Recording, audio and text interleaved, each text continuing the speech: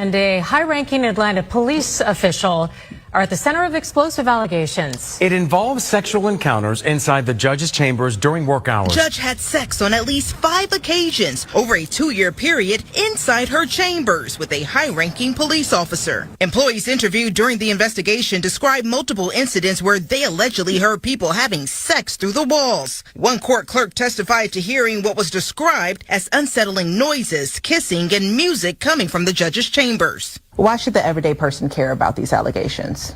The American legal system depends on honesty and truthfulness. This investigative report did not identify the judge or the officer, but multiple sources confirmed to Channel 2 that federal judge Eleanor Ross and Atlanta Police Deputy Chief Kelly Collier were the 2 accused. I reached out to Ross, but a representative responded with no comment. The chief judge has already issued Ross a private reprimand, and she agreed to write apology letters to her employee. Federal judge and a All right. What's going on, fellas? We have some extracurricular activities to discuss going on. How y'all doing now? What's up with y'all? Hey, what's going on, man? How you feeling? Can't complain, man. Can't complain. Good. Some clapping happening.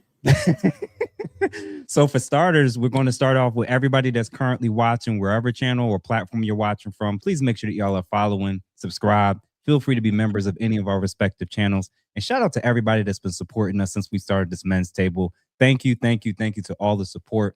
Let us know if you're in the building. Feel free to put a 1 in the chat, or at least put the city that you're watching from. We hate looking at numbers. We love at least looking at the names and knowing that people are in the building. But what's going on with you fellas, man? What's up with y'all? Well, it's June. Man, time is flying. The conclave is right around the corner. We've talked a lot about this off the mic. I hope to have much more information about that very soon. And always good to be here with my men's table brothers. And looking forward to a really good conversation tonight. Absolutely, man. What about you, Dave? Man, everything is beautiful. Dave Anderson Morning News is growing strong. We just hit 28,500 subscribers and 4.5 million views in 9 weeks. So Heck yeah. You better thank a YouTube member. So with that being said, man, I'm having a ball Monday through Friday, 10 a.m. Eastern to 12 noon Eastern. And then, of course, this Friday, I'm having my men's wealth.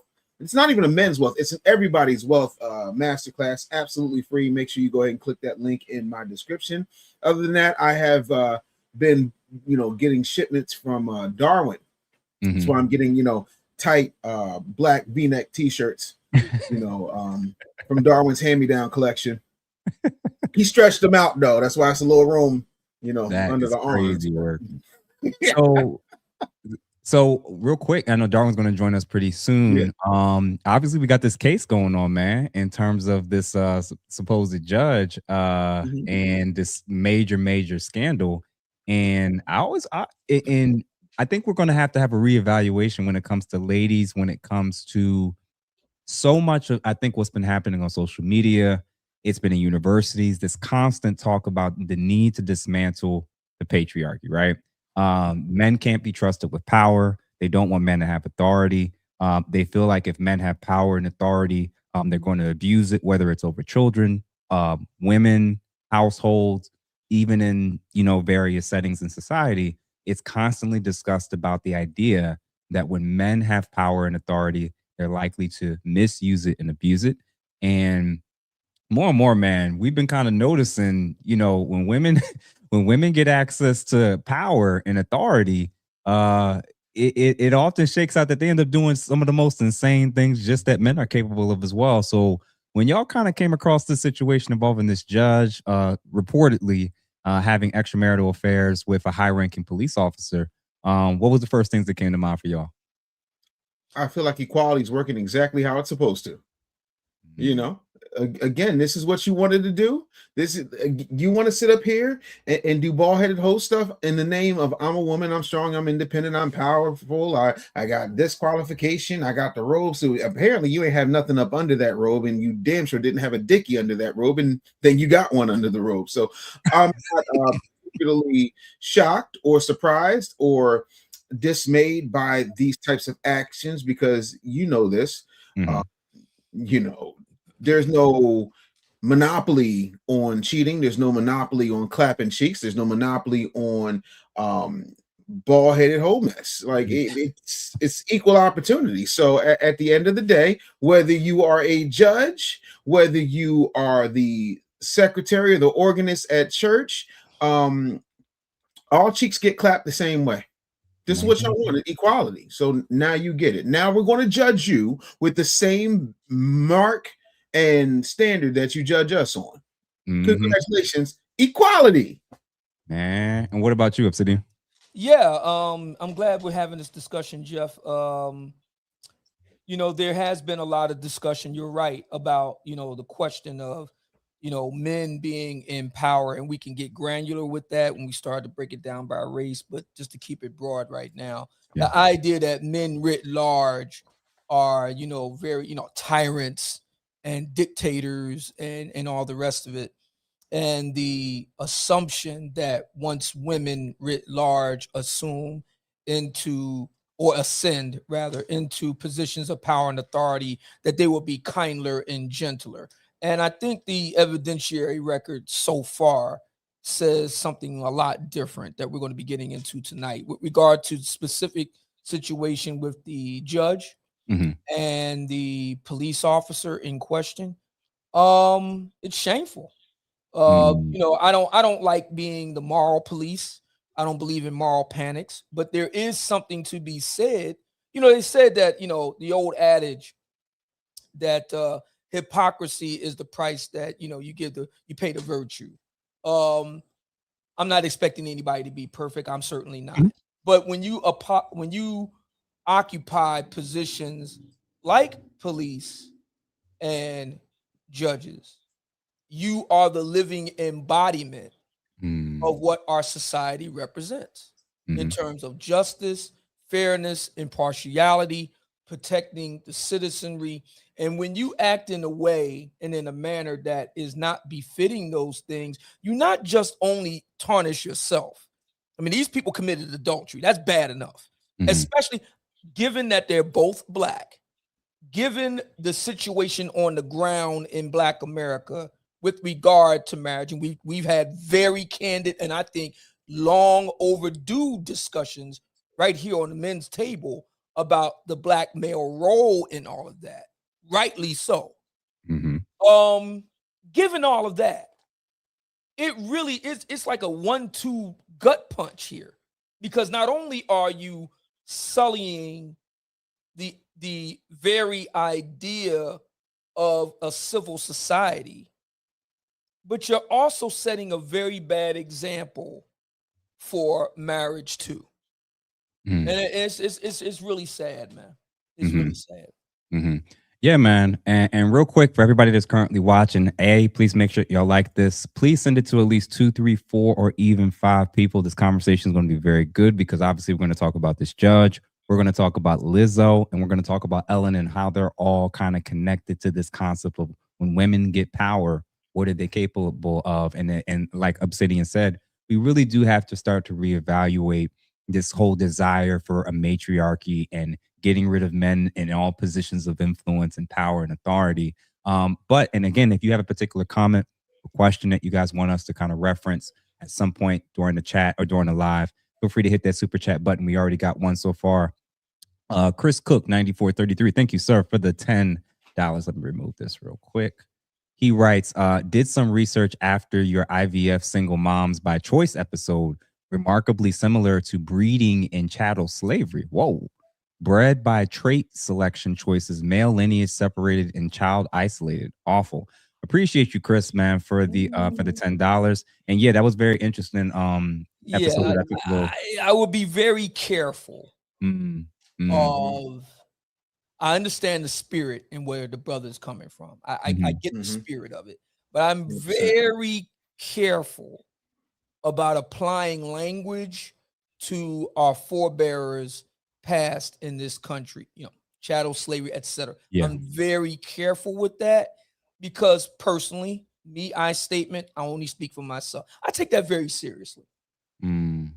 I regard our history in that regard not unlike our Jewish American fellow citizenry with regard to the Holocaust, etc.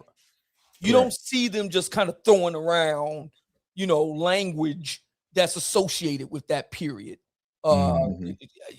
Rightly so. And I'm very careful about doing the same thing. I think that the spirit of where the brother's coming from is right. I would be a bit more gentle with the language.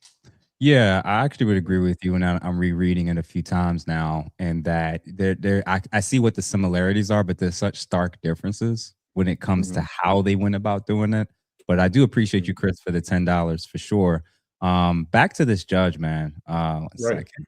Yeah, back to this judge. I want to read off a little bit in terms of the ABC News. They said the genesis of the investigation was one of the judge's law clerks reporting that the judge had engaged in sexual activity with an officer on multiple occasions in the judge's office. It also was alleged that the judge didn't properly supervise the clerks and on one occasion yelled and cursed at the staff.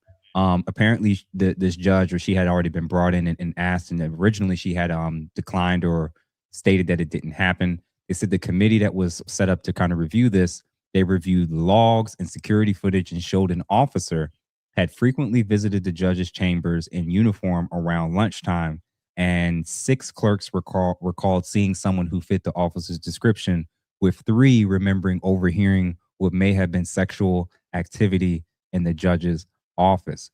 And then it says later on, the judge ultimately admitted to having an extramarital sexual relationship with the officer, but denied the allegations about mistreatment of staff, the committee wrote. The judge acknowledged to the committee having gone to a mixer of former employees of a DA's office where the judge used to work, but said it was in a separate room from the victory party. The judge also agreed to write an apology letter to the 6 former law clerks not to accept the position of the chief judge of district when eligible and to refrain from serving on any judicial conference committee. This is not too long, like, what was it, a week ago, we covered Cheyenne Bryant, right? Where we had a Black woman who was getting positions of influence off of seemingly reportedly fake credentials, or at least credentials she can't prove. And some of us, when there were some commentators, I think, that talked about the idea of how what she did and how she moved could have potential ramifications when it comes to the rooms that Black women are being welcomed into, the opportunities that they're given, the extra scrutiny that's probably going to result as it relates to this. And now we have a Black judge with a Black police officer doing, reportedly doing this. And what do you guys think, if at all, the potential ramifications of what this might look like when it comes to the Black female image in the professional setting? Because on one hand, you have the Cheyenne Bryants of the world who can't prove their credentials, but we saw how she was acting with Torrey, how she was carrying herself, how she was displaying herself, and she was kept claiming the title of doctor. Now we have an actual judge who's also Black at the federal level. At a federal level, was appointed by Obama, if I remember correctly. And now we have a situation like this unfolding. What do you guys think is actually happening to the professional image of Black women? Either of you can join in first. Dave, please. Okay. First of all, it's laughable to me that we have to have this conversation, because the truth of the matter is, what she got as penance for literally being a country crock judge, meaning she shed her clothes and spread her legs all throughout those chambers, is laughable. Oh, she won't serve on a committee.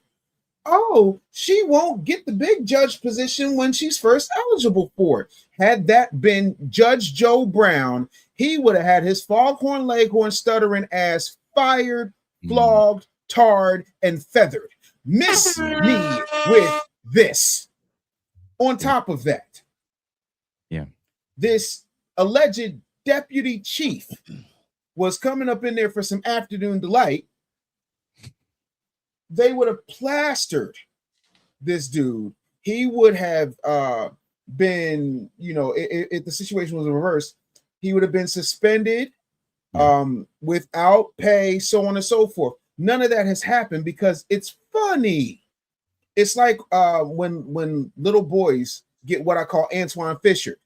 Everybody want to high five them and ignore the abuse. Having been one of those little boys myself, what happened to me got celebrated. You see what I'm saying? There's a double standard with that. And I'm saying all that to say, this woman is not getting equality. She's still being soft-shoed. Part of that is because she is Black. Part of that is because she's a female. And part of that is because, oh my God, if it's not for the Father, the Son, the Holy Spirit, and Barack Obama, she would have been laid out to dry.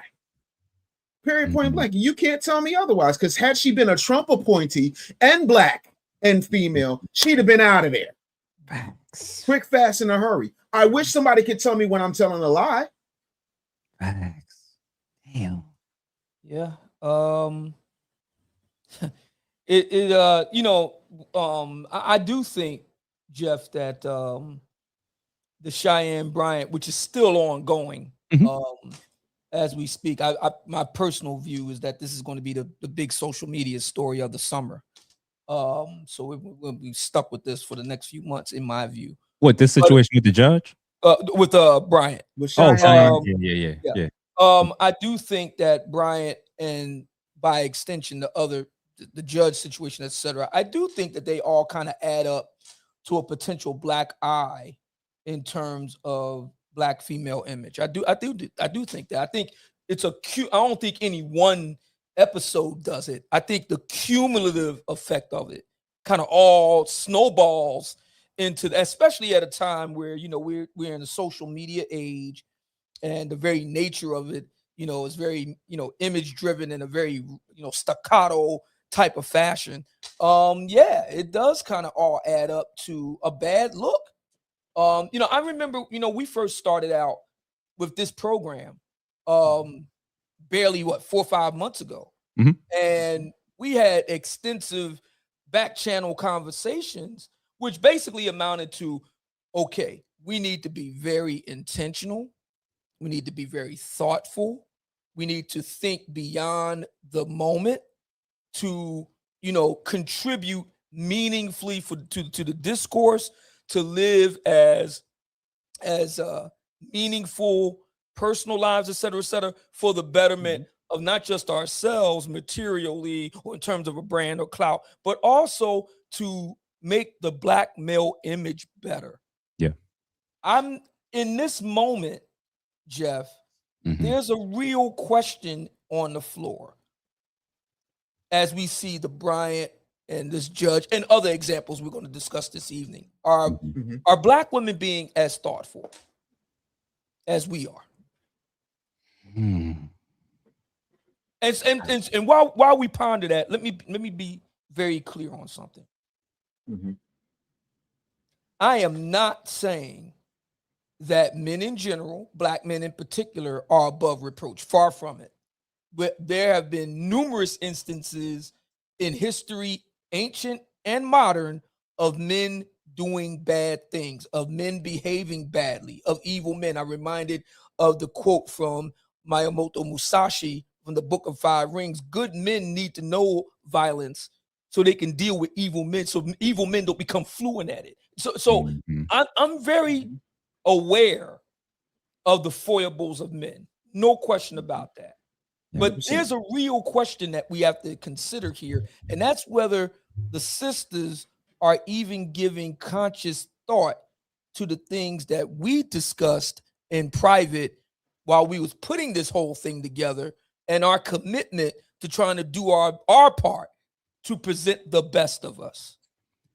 That is such an interesting question, and I never really thought about it through that lens of where's the intentionality of who they're displaying, who they're celebrating, who they're platforming, and whether or not they even care about the image that person that they're now elevating. Like when we had a month ago this whole debate about Meg Thee Stallion and why they have such a parasocial relationship with her and are upholding her, and I'm like, why would a person like this be the one that you all are seeing as a symbol of a leader, especially of grown women. Now, this one thing if it's teenagers, but this is grown women that's looking at a woman that's done the things she's done and said the things she's done and lied in the ways that she has. It's been strange to see, like, you're right. I don't think a lot of them, when it comes to, it's not just about celebrities, it's just in general. They're like, if she's black and she's a woman and she's not on the right as far as politically, it's like they're going to rock with her no matter what. And Absolutely. Right. And then D Name, he put this out there, and again, we could sit here and kind of hit on this. He says there's no difference between the urban, lower class, uneducated so-called black female or the suburban, educated, middle class, upper class so-called black female. We could park right here, fellas. Oh yeah, for quite a while. Yeah, bro. Yeah. What, one thing I've lamented, and this is the first time I'm saying it openly in this forum. One thing I've noticed, so that we're clear, this is not just unique to the sisters. I've seen this sadly with some brothers as well. But to the point, Certainly. Yeah, I've seen sisters that are respectable. They have they actually do have the credentials, all the accoutrements, etc. And their demeanor and behavior is akin to what I would see, and we're all from Philly, what I would expect to see out on Woodland Avenue or on Lehigh Avenue or on Erie Avenue. You know what I mean? They don't act like as if they're from Lincoln Drive or or from Cheltenham Township or Mount Airy. They're acting as if they're from, Fifth and Fair Hill or something. I mean, my thinking is, my thinking is there is something to be said for that, and there has been this sustained multi-decade assault on what has become known as respectability politics. That somehow, if you are a black person, be that male or female, and you strive toward what used to be called bourgeois middle class values, that somehow you're not really black. You're kind of faking it. You're faking the funk. You're not authentic. You're not really black. And I think that type of thinking has really hurt us. Yeah. It really has gotten to a point where it's really starting to do serious damage now to us, in my opinion. Absolutely, man. What's going on, Darwin? Hey, what's going on, D? Tess, what's going on, fellas? How you feeling, man? All right, how y'all making it? He had to finish his push-ups before he got ready to hop on. But yeah, man. What you about to say, Dave? A couple of things. You guys ever heard the phrase, just because you put lipstick on a pig doesn't make it any less pork? Just because you got a degree does not automatically unthought you. Jesus. Damn. Listen, I'm not trying to be funny, but I grew up in the media.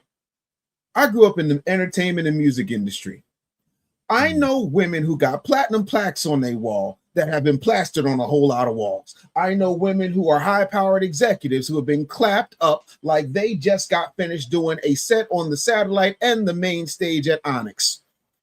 I know women who are gut bucket, gutter snipe, trash, hood rat, thought pockets who can tell you about Aristotle. Like, this whole notion that just because you got a degree or got a high power position doesn't mean you don't want to get bent over and clapped up is absolutely reprehensible and utterly ridiculous. They're all women. They all want the same thing: power, money, safety, and pipe. And until we have that conversation in its entirety, we're going to stop pedestalizing these women like they're so cool. By the way, I'm not trying to be funny, but I know for a fact, and when I say I know for a fact, I'm theorizing because I'm not there with y'all. I know for sure that all of us in our day have known a nice little church girl that was a nice little church girl. Man. So what are we talking about? A gentleman never kiss and tell. That's Yeah, we're not talking about gentlemen, bro. We're talking about the mentor of Ace Metaphor. So we talking about you. So By the way, when you talk to Ace, is he coming on the show? You tell him I've been asking about him? I have not. I have not. You'll just call him up. Yeah. So call him, baby. So real quick, before we jump back into it, I got a couple super chats. Miss Couture, thank you for the $5. They call Black women who abuse their title and power ice queens. Yeah. One thing that I've learned working in mental health and psychology, you get used to being surrounded by so many women in the workplace. This is way beyond HR and like, you know, secretarial positions. Like most of the field is dominated by women as psychologists and therapists, right? The amount of times that women have told me that they preferred a male boss to a female boss was crazy. Crazy. And if y'all watching in the chat right now, please comment if you are a woman, if you prefer working under a male boss or a female boss, because the narrative is always men that are bosses are authoritarian. We're always trying to, you know, take advantage. And I hear from countless women often that if they had to choose, not only have I heard them say specifically, and Obsidian, you kind of alluded to this a little bit, not only do they prefer a male boss, a lot of Black women say the worst boss they've ever had was a Black woman. 100%. I don't know what's going on with some of our sisters when it comes to them getting power and authority, but it's just like, again, the complaint wasn't really just about supposedly her doing something inappropriate with the officer. It was also the treatment of the clerks. That was what they were claiming was what prompted it all along, right? And Darwin, did you know anything about this story in terms of the judge and what happened with that? I mean, I heard about the scandal or her being with the officer in the chambers, but you're saying the catalyst for this coming out, if you're saying the catalyst for this coming out to the front is because she mistreated the clerks. Yep. That's funny. So if she treat the clerks right, they keep their mouth shut about the chambers. Yes, that's exactly 100%. Bro, that's exact, man. It's fascinating to me. And Dave, you alluded to it. So the end consequence is no real punishment. Correct. Nothing's happened to her. Did you hear about criminal charges? Did the chief of police come and make her assume the position? Not that position. Actually, you know, hands behind the back with handcuffs. In order to process her from an arrest standpoint, not to. Anyway, what we're talking about here, gentlemen, is the fact that these folks are still privileged. And I'm trying, Jeff, correct me if I'm wrong, but since the passage of the Civil Rights Act, isn't it safe to say statistically that we, and when I say we, I mean the Black American community, have lived primarily under female leadership? Dare I call it a matriarchy? So where in the bloody blue name of Thor's hammer is this patriarchy of which they speak? Not to mention the reason that all those women that you talk to who said they'd rather have a male boss than a female boss because the worst boss they ever had was a Black woman, and this is not Black misandry, this is just good old common sense. A lot of sisters are raised to believe it's not what's inside of them, it's what's on them, because what's in them is not enough. So they got to put all this stuff on so that when they get a position, they are worse than the overseer was on the plantation. They got to show everybody who they are. That's why they always leave. When you get in an argument or you get into a discussion where you disagree with a lot of these sisters, the first thing they do is say, what? I'm educated. I went to this school. I got this type of grade, this, that, and the third. You still got ovaries. You still a woman. We do not care. Again, congratulations, but that has nothing to do with what I know. Plenty of educated idiots, male and female, but with them, it's a thing where they got to just show you by telling you who they are. So why in the world would you want to work under somebody who's so insecure that they got to tell everybody everything that they got? You know where my degrees are, in that drawer right there. You want them? The rest of them with my mom in Arizona. Like, who cares? Y'all don't come here for my matriculation. You come here because I'm the one that's going to say the bad thing. Don't require a degree for that. So what? Avery, How did? go ahead. How did we confirm? How did we confirm she? Is it confirmed or is it alleged that she mistreated ABC, the? I just read it off of ABC News. They said the judge ultimately admitted to having the extramarital sexual relationship with the officer, but denied the allegations about mistreatment of the staff. The committee. Okay, ruled. so The judge. so for all we know, she didn't abuse any power. Well, there's a couple problems with viewing it that way. The first of which is, if the roles are reversed, everybody would see very clearly what the problem is. A judge is using their position to sleep with somebody that's under their, that's a power differential. So by default, that's already seen as bad. That's going to be seen as a Me Too situation, even if it was consensual.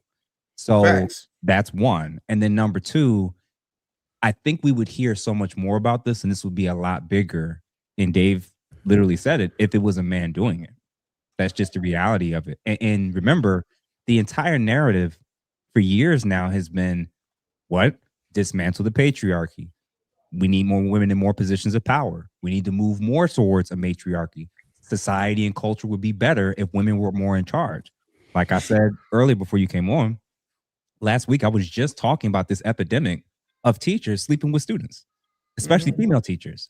And even the way in which we handle it, from the way this judge, she got to write an apology letter to the 6 former law clerks.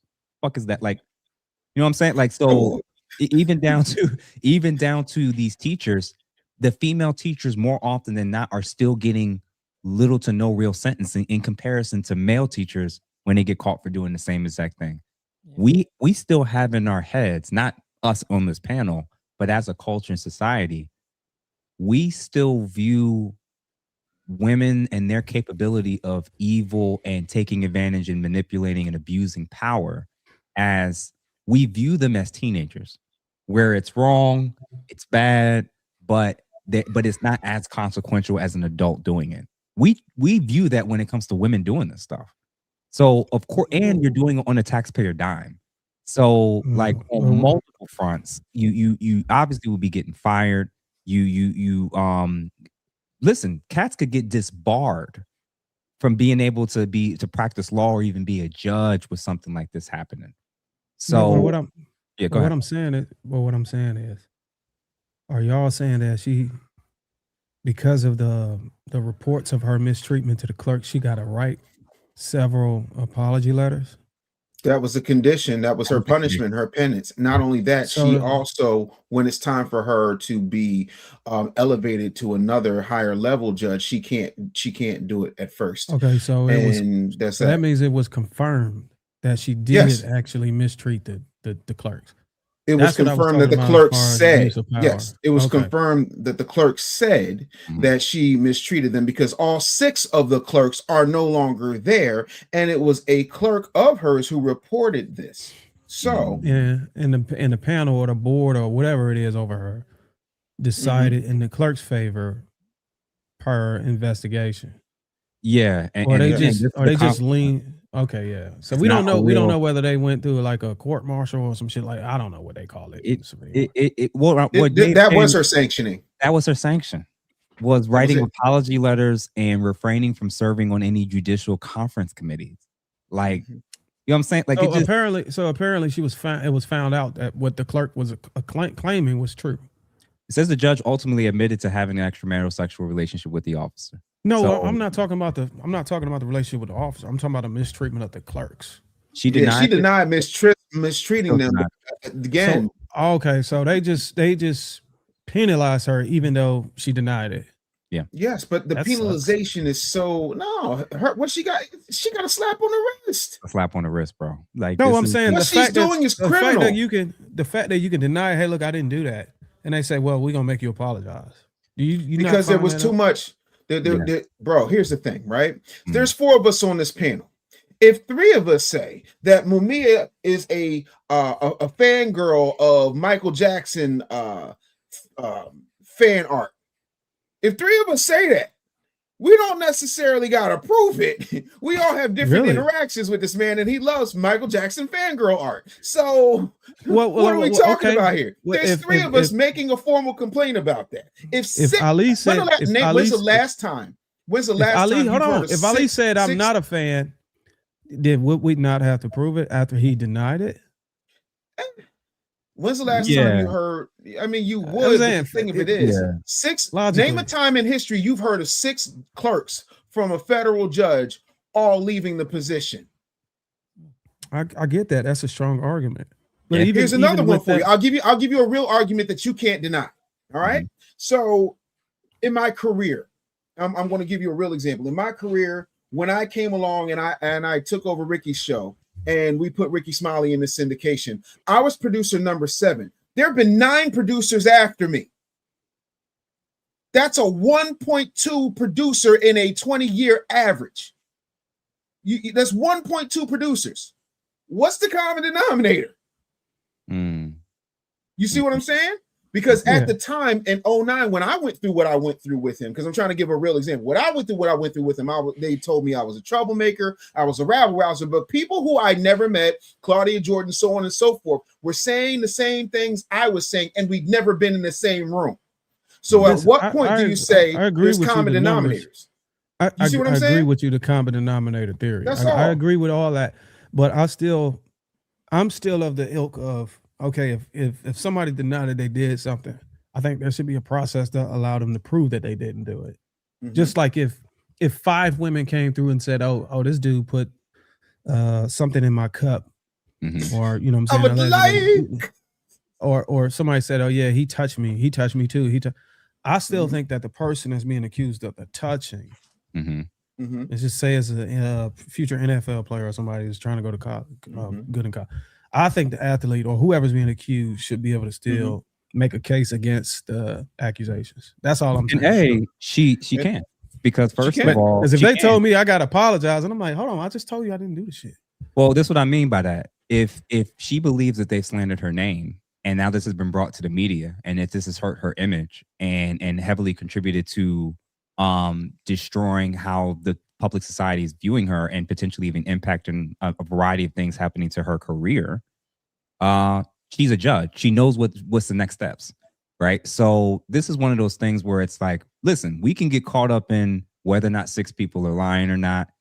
The overwhelming, really, the thing that actually caught the headlines was what was happening with her and the officer. That part she did admit. That part is confirmed. So again, whether she did or didn't do something with the clerks, right? I think what happens in these type of situations is once you get caught or on video, as far as him constantly being in her office, but also her admitting it, it's like a character witness situation where once your character's been called into question, or when it's been proven that you're capable of lying,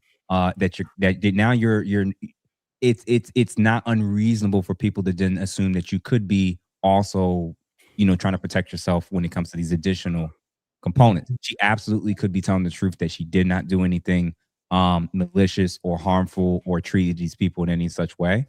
But because of if that was the issue in and of itself, I think I would be more with you, where it would be like, there's literally nothing else that says that she's lying. It's just her word versus theirs. Maybe they really just have it out against her. But when it's in the context of this situation, the committee, who obviously wasn't related to her, had a separate independent investigation, decided your ass gonna apologize, and you're gonna write it down, and you're not gonna be able to accept certain positions, including joining committees and even the chief judge district position when you're eligible to do so. What happens if she decided, okay, I don't want to apologize? Too late. She already did. She did. Okay. So, was there like a consequence? Was it like an ultimatum? In my head, it probably would have been, where I'm sure if she bucks against the committee that's set in place to hold you, quote unquote, accountable, I'm sure that there's going to be additional consequences as a result of this. And I'm telling you, like, again, reimagine this through the lens of, the only thing they can do is step down or get voted out in the next election. Yeah, but you got to remember, like, people can get disbarred for. Yeah, I was about to say the same thing. Yeah. Right. So when you get disbarred, that's a whole nother gambit of terms of how are you a judge when you're not allowed to practice law anymore. So if she would have to get, in order for her to get disbarred, she would have to actually they would actually have to take it into court and actually do a process against her. Listen, I promise you, if she eventually admitted it, she knew there was proof they could find. She knew. That's it. She knew between text She already messages, FaceTime, video calls. We're in the age of technology. These people ain't just talking one-on-one. Right. So she admitted, I mistreated all these people. Not that part. I'm talking about what the actual situation that brought this whole. Oh, the buzz down suit. Listen, I'm gonna be honest with you. I don't know if you noticed, I just kept dodging that part of it. But I'm really not concerned about that. I mean, she I mean, I find it funny, real rich, that we're surprised. I don't know if that's what the sentiment was whenever you started this live, that, oh wow, a judge is doing that. No. I'm If not anything, we're the surprised. opposite, right? Where we're viewing it through the lens of women are just as capable as men are when it comes to taking advantage of this type of stuff, or misusing authority or privilege or positions of influence. And the difference is how society treats it and what the responses are to it. That's what we were kind of talking to when you kind of came in. Yeah, because I'm thinking, like, if judges, I'm thinking like this. This is what I'm thinking the judges are thinking when they see this. Judges are like, they're not like, why would she do that? They're more like, why the fuck would she do that in the chambers? You get what I'm saying? You get what I'm saying? Yeah. Like, now why would she go committing adultery or infidelity or having an affair, period, as a judge? It's more like, why the fuck would you do it in the chambers? Why wouldn't you go like, it's almost like a decorum thing. It is. It is. Now, Avery Carter, thank you for the $5. When you can't correct behavior, this is the result that you get. Appreciate you, Avery, for that. And then also, Rip City, thank you for the $20. As a black man in corporate America, I've dealt with prejudice from white men and managers from third world countries, but I've never felt so emasculated until I was under the authority of two sisters that were my managers. Shake my head. Man. Facts. Wow. I think with that chat, it's more like a contrast between a man yelling at you and telling you to get your shit together versus a woman. I think just because it's a different gender alone, I think that's when that emasculation card is going to be played. I can deal with a man yelling at me, telling me, get off your ass, get your shit together. But the moment a person with tits and a vagina do it, it's a matter of emasculation. But it's still the goal is to get you to accomplish a particular outcome or a mission. But they play the card of emasculation. I don't know if that's fair. I get it, isn't it, a woman, but I don't think you should feel less of a man. If that's the case, then you should the process of you feeling less of a man or you're emasculated is accepting a role up under a woman initially. If that's the case, because at some point she's going to have to give direction. At some point you're going to want to buck. What is she supposed to do? You know what I'm saying? So if you feel emasculated, when did it start? Did it start at her yelling at you, telling you to get your shit together? Or did it start at her? It started you signing a document or paper agreeing that she's going to be your supervisor and tell you what the hell you're supposed to do. Yeah, and there's definitely cases where I'm sure that there's men that interpret any woman that tells them what to do as that. I think we gloss over the idea of, how about let's go back to Cheyenne, Bryan, and Touré. Two things could be true. Right. But what she did was emasculating. It was disrespectful. It did cross the line. It was all of the above, right? So it doesn't matter what version of how he shows up or how he interprets it. What she did crossed the line. She did disrespect him, right? And I think what happens in certain situations like this, now remember, this is a guy saying that.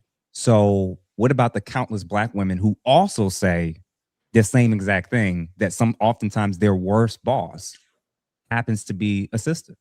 And now if we want to say, well, maybe they also have an internalized view of being willing to accept authority from men more than women in the workplace. Well, that's not translating in society. That's not translating on these panels where they're constantly talking about, we can't lead. They don't want us to lead. We can't say anything.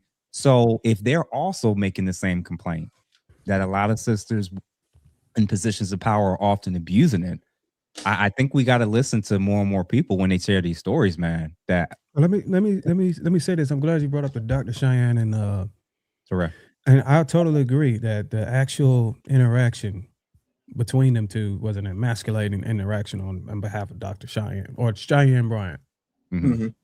But I like to take a step back. Okay, is it safe to say that she was allowed to speak like that whenever Of she course. decided she wanted to? Absolutely. That is where I draw the line.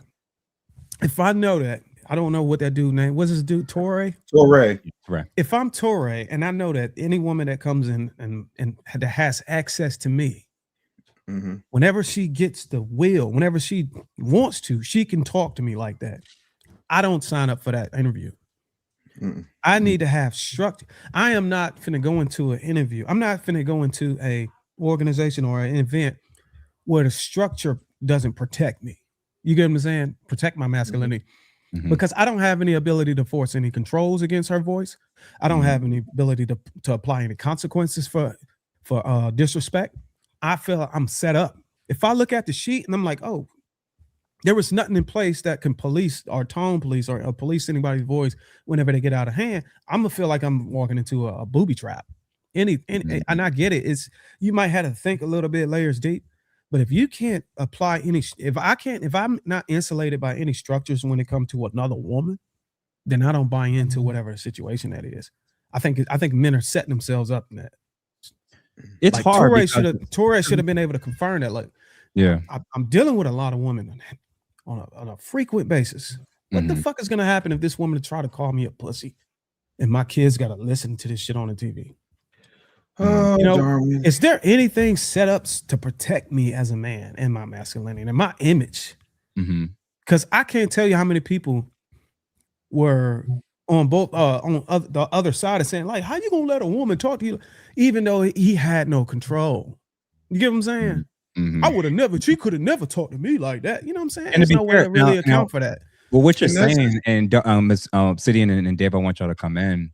Sure. Everybody also can't control that. Right. Everybody's not going to be an entrepreneur. Everybody's not going to be a business owner. You are going to work in places. You are going to have bosses. Most people will. And some of them will be women.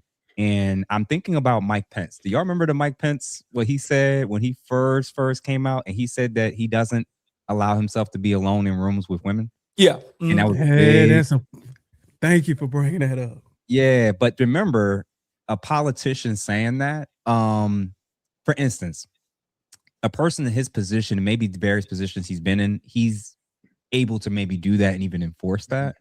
But, you know, if I work in psychology, if I work in mental health, how is that happening?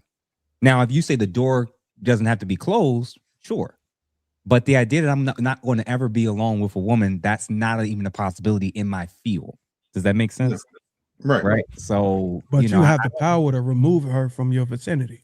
If a woman comes into your office and she start getting out of hand with you, you can kick that bitch out. Oh, excuse my language. You can kick that woman up out of there, right? Kinda. It's more so you can walk out, right? You can remove yourself. You can't do anything. You can walk out. You can remove yourself. Okay. Yeah. But you can shut off access immediately. Toure was in a situation where he was hopeless. I felt like he was hopeless. It was nothing he can do. And I heard him desperately begging for her to stop. And it was not only was she going to stop, the people that were running the show wasn't going to stop it. So it was almost like there was literally nothing you can do. You just have to take it on the chin, sir. And I can't be in a situation like that. And then last but not least, perception is reality. Thank you, brother, for the $10. He writes, I support Black female success. However, I hate to say it, many do get a little beside themselves when they get in positions. They will use the double minority card when time to be held accountable. Damn. 100%. And related to that, man, we gonna get to another minority woman, Lizzo. I think this was like a couple years ago, I think, if I remember correctly. Lizzo had received a few allegations relating to her treatment of background dancers and people who were like working for her. So I want to see what you guys think when we take a look at this. Two big celebrities, Lizzo and Cardi B. I'm not sure it gets any bigger than that, actually, are making headlines today. First, Lizzo, whose real name is Melissa Jefferson, is being sued by 3 former dancers for sexual harassment and creating a hostile work environment. The civil suit was filed yesterday in Los Angeles County Superior Court. The accusers claim that Lizzo pressured one of them to engage with nude performers at a club in Amsterdam and shamed another dancer for her weight gain before firing her. The suit also alleges We're gonna get to that too. We're gonna get to that part soon too, but we're gonna get to racial harassment, disability discrimination, assault, and false imprisonment. Now, they are seeking unspecified damages from Lizzo, her production company, Big Girl Productions, Big Touring Incorporated, and Shirlene Quigley. Now, she's the captain of the performers' dance team. Now, representatives for Lizzo have not responded to the lawsuit as of yet. And now to rapper Cardi B. Police in Las Vegas are investigating a complaint from a concert goer that she was struck by a microphone thrown from the stage last Saturday. Police did not mention Cardi B in the report, but here's a look at the incident.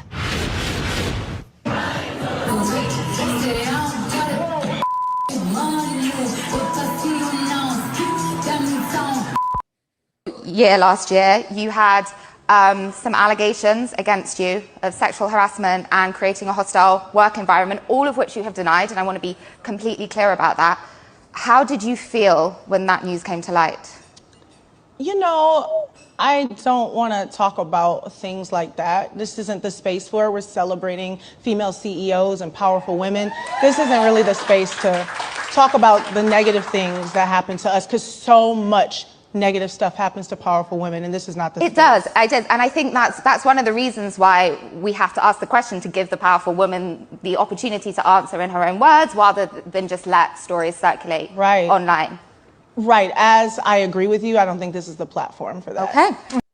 Prepared, Lizzo, to take the witness stand and testify. Absolutely. Absolutely. And I would look fabulous while doing it. But even though it'll bring out more salacious details about your life, possibly, the truth will come out. Okay. And that's why I'm not afraid of it. You're not afraid? No, not at all. I'm not afraid of the truth. The truth is less salacious than the headlines. Obsidian, and then Dave, and then Darwin. Gentlemen, what y'all think? Well, there's can't say he's academic. He's a public intellectual by the name of Rob K. Henderson, who has made a name for himself in recent years on the idea of luxury beliefs. That is to say that people that are higher up in society, elites, but we can also include, popular cultural figures who, espouse one thing and do something completely different. Good old-fashioned hypocrisy. That's what we see here with Lizzo. I mean, her entire platform, she's known more for her activism work than she is for her music. Yeah. And her argument has been the idea, well, it's a kind of a mixture of body positivity, read, advocating for plus size women. I'm trying to be diplomatic. And then you kind of mix that in with women of color. And then there's kind of like a LGBT angle that comes in there as well, because my understanding is that she's pretty popular among that crowd. So you got all that in the mix. And then comes to find out that she's treating her own employees very badly along those very same lines. So you can't make this stuff up. What about you, Dave? Full disclosure, Lizzo's masseuse is a client of mine, and her masseuse is also a dancer. So I know a little bit more than the average bear when it comes to this. I've seen things that I'm not going to get into, but what I will say is this. What they leave out of these conversations, especially at the time when this was happening, is that the judge dropped a lot of that stuff because it had absolutely no basis in fact, especially the body shaming. You're talking about a bagel of big backs. one and all. You know how like there's a murder of crows, a flock of seagulls, a school of fish. I call a gathering of big backs a bagel. It's a bagel of big backs, Jeff. Anyway, truth be told, whenever there's these types of situations, people want a quick payday. And the fact that Lizzo has never, what I can say is the fact that Lizzo has never tried to settle this, refuses to settle this, and let's have it out in court. I'm welcoming the day I get sued because Discovery gonna be so good. Because you covered for me. Bo, we keep meticulous records over here. And a lot of this happens because of people want a bag. And if you understood, Lizzo's holdings, if you understood the way that chick moves, regardless of whether or not you like her music or talent or, her choice in wearing assless chaps to an NBA game, there's something to be said for what she has amassed. And also, if you notice, just like Cheyenne Bryant, when she did something that the sisterhood had an issue with, all of a sudden they turned on her. They was with her with all the body positivity, but when she started to go from moo-moos to Lane Bryant to Yitty and started shrinking a little bit, and as a person that has had a physical transformation, I understand that.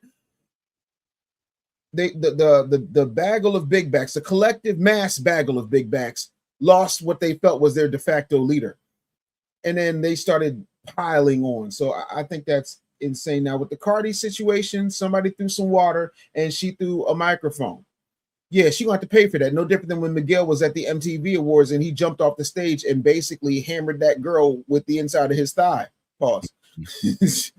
Sometimes you just go catch a case. Like, hey, what you gonna do? That's just what it is. What about you, Dawn? Yeah, this thing with Lizzo, I mean, like, I think that story was maybe over a year ago, was it? Yeah. 2023. Did she ever win that case? Like, did she settle or?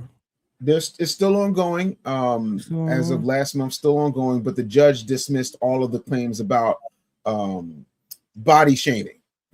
Okay, so those are gone. Just the sexual harassment is still the sexual harassment and the hostile work environment. Okay, so the sexual harassment, I'm just puzzled by that.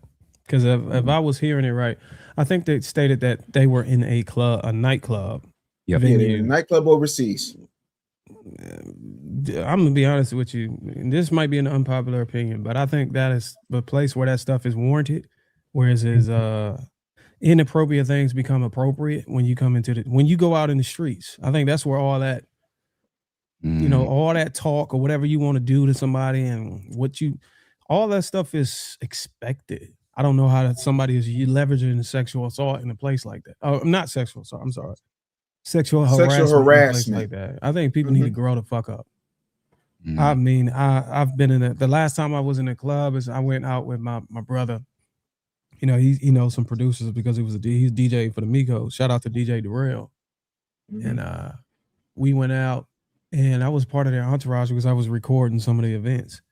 And the women were just grabbing at us. Like the women were talking, saying, come screw me. I'm not gonna get real, I'm just control the language, but they were grabbing and all that stuff.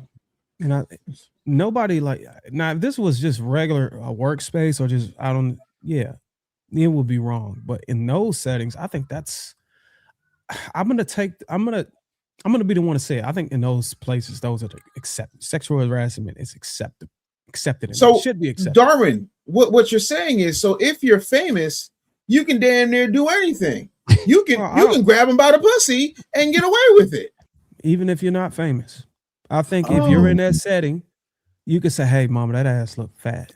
Or she could say, you look like you can.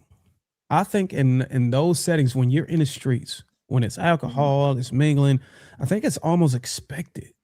I don't know where we changed at within the time frame, but my God, like for some of these places you go in and when we talking about the nightlife, especially here in Atlanta, they don't even have no clothes on. So am I allowed to walk into Magic City and say, hey, look, she's sexually harassing me because she walked in front of me with her coochie out? No, sir. No. Unless you're wait. No, hold on, Darwin. You make a very good point because when I'm saying, she said, "Hey, do you want me to dance on you?" Yep. Do you want to dance, sir? No. I just came to Magic City for chicken wings.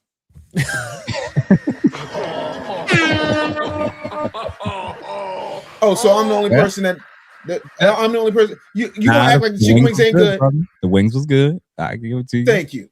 Thank you. You know you can just go to the takeout window. You ain't got to see Cinnabons.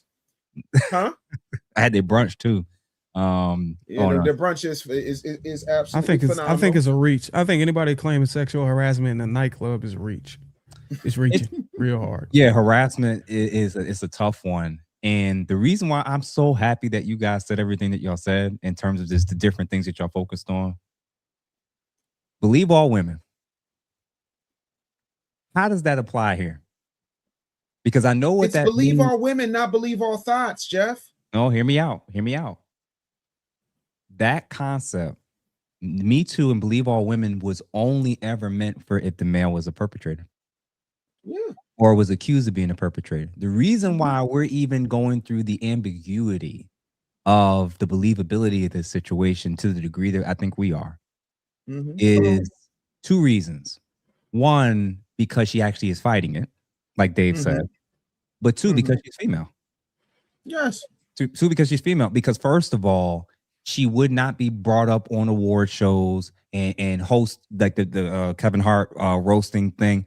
She's not getting all these opportunities. She'd be Harvey Weinstein. Yes. All right. So believe all women really only tends to make sense and sounds about right 9 times out of 10 if the perpetrator or the person being accused is a man in this scenario.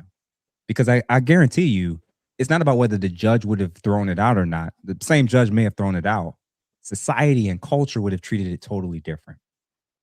And I'm happy that y'all focused on the things that you did, because it showed me that we still have an internal thing in our heads where as a culture and society, we keep saying, not we, but like the people on the left or the feminists or whatever, a lot of the women keep pushing this, believe all women, believe women, there's real victims and we're not trusting them and believing their word. When multiple women are now speaking up against Lizzo, now it's not believe all women. It's believe one. And it's the one that you know and like. Right. So it's so interesting to me when it comes to women being accused of the things that's being accused of. The hoops that we're jumping through is fascinating to me. Am I off when it comes to this? Is this believe all women thing? Does it also apply when a woman is on the opposite end of the allegation trying to defend herself? That's the whole point. Apparently it doesn't. That's the whole point. You mean to tell me there's a double standard, Jeffrey? My God. That's the whole next thing you're gonna wait. The next thing you're gonna tell me is that Darwin orders his t-shirts extra medium on point in order to harass the women on YouTube. Next thing you're gonna tell me, Mumia don't know where we're gonna have this conclave. Guys are crazy. Did Cardi B settle? Did Cardi B settle in court for that? I mean, or was she even? I think she did. I think she had to pick that out.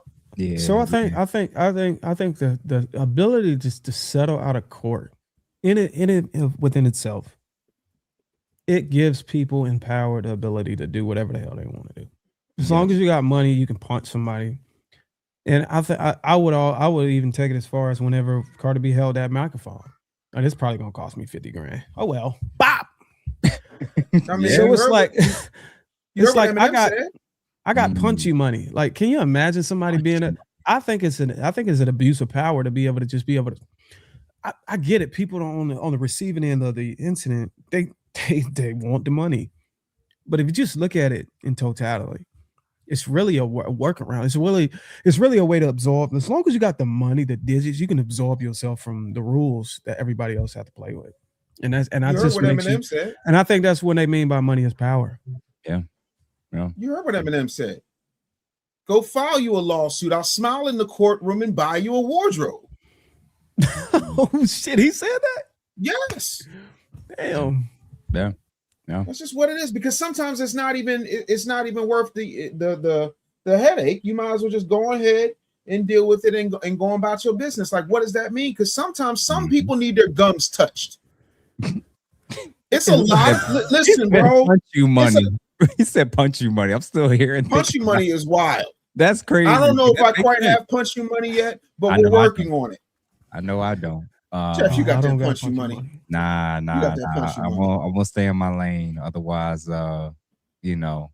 That's why Jeff voice never go above a whisper. You ever heard Jeff yell? Jeff yelling, we'd all have a heart attack. It's like if God came down from on high and didn't use Jesus as a vessel. We'd be like, our brains would explode.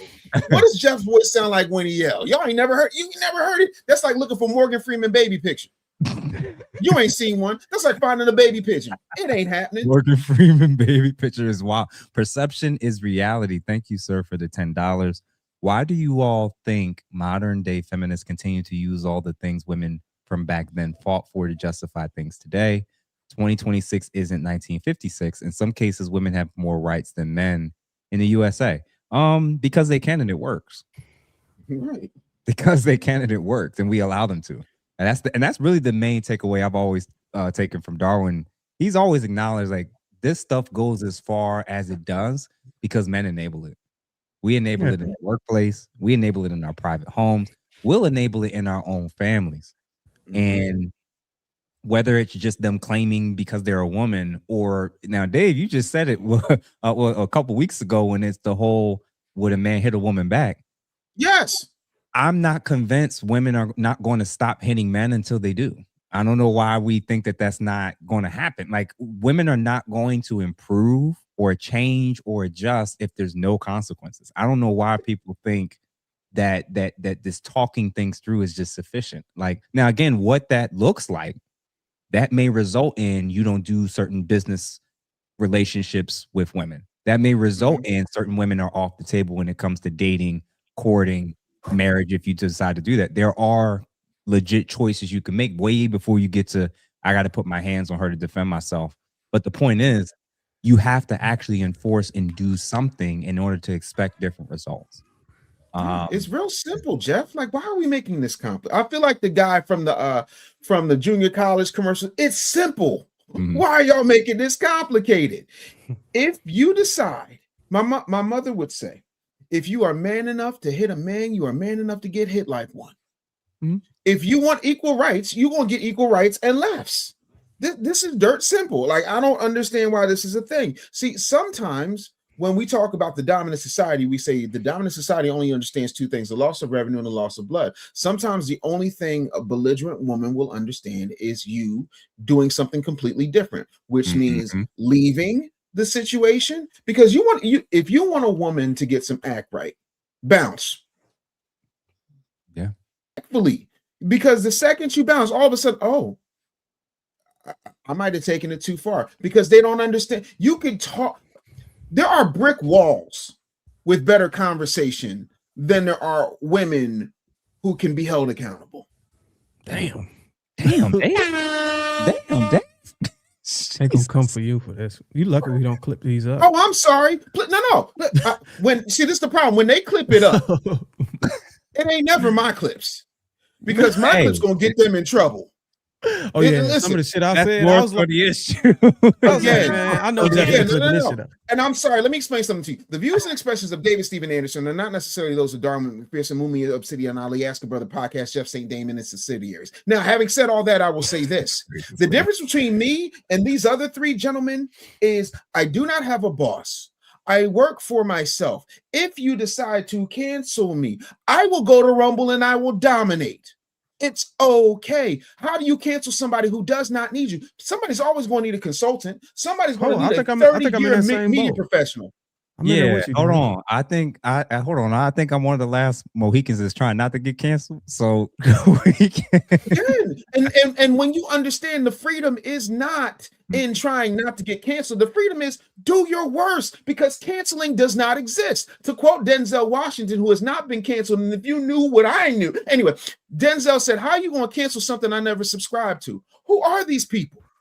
Bro, I worked really hard from 2011 to right the hell now to be able to talk this greasy. That's it.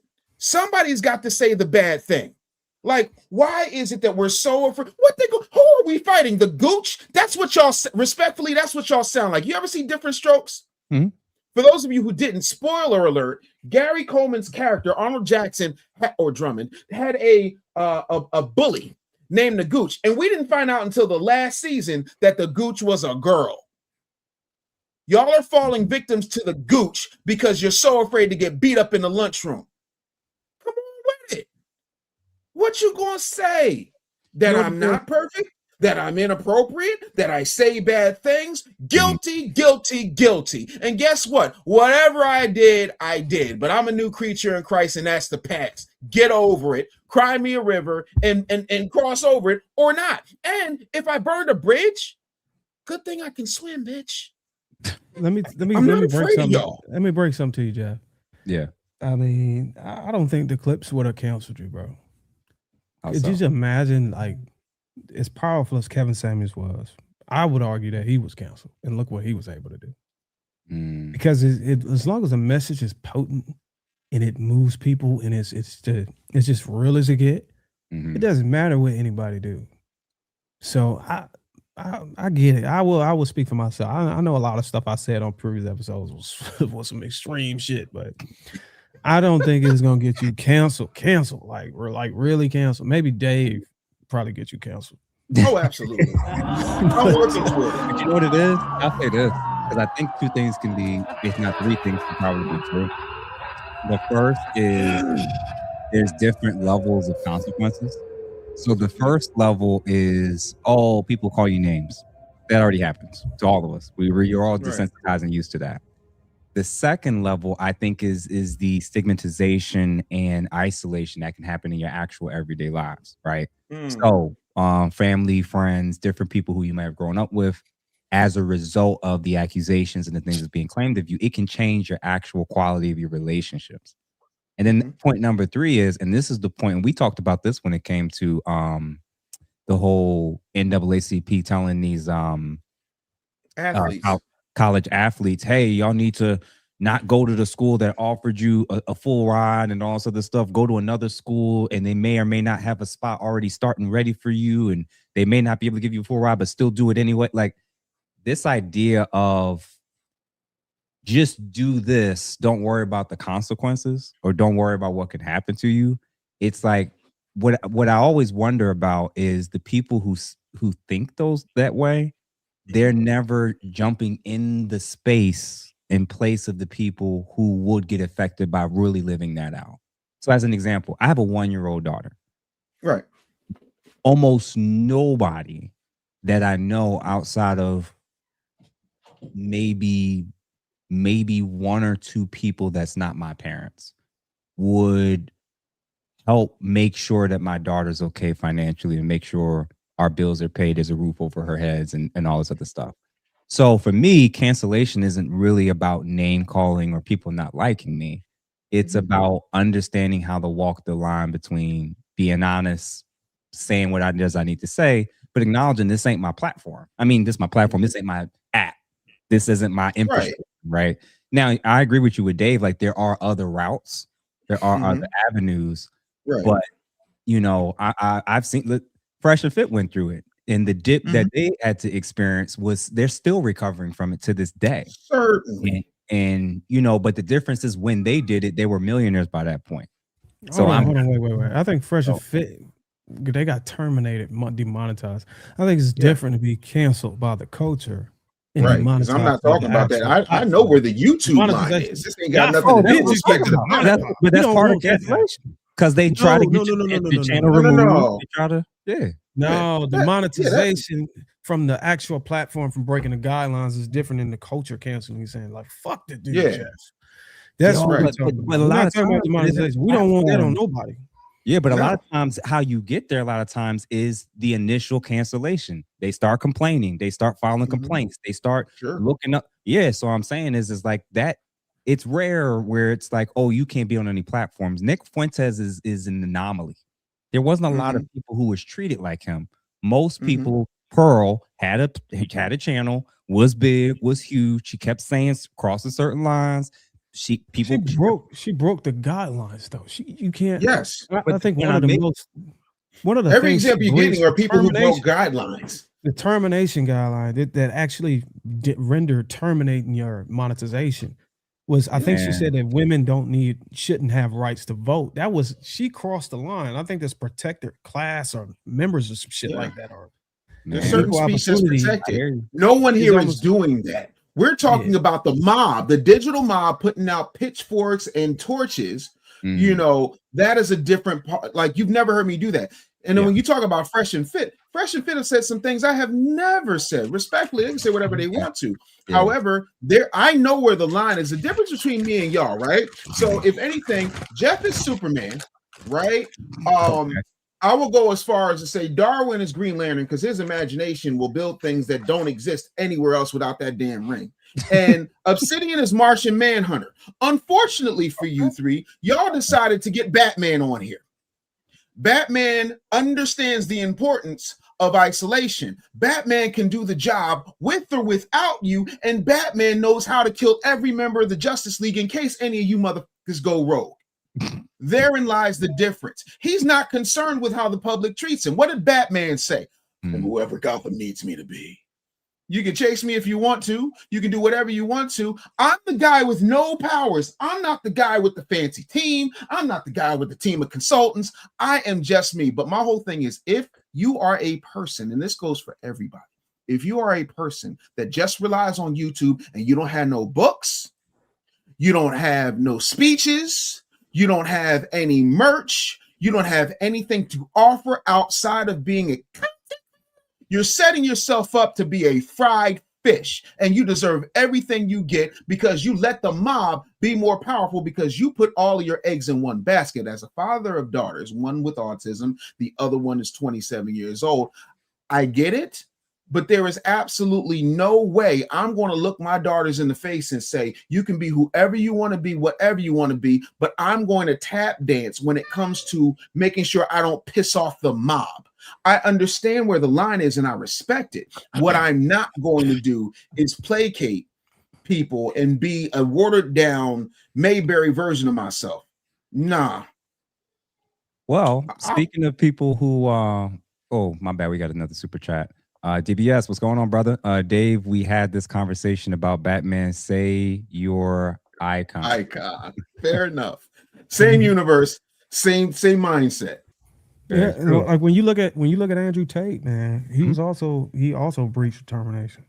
I mean, but a lot of these guys were canceled long before they broke the guidelines.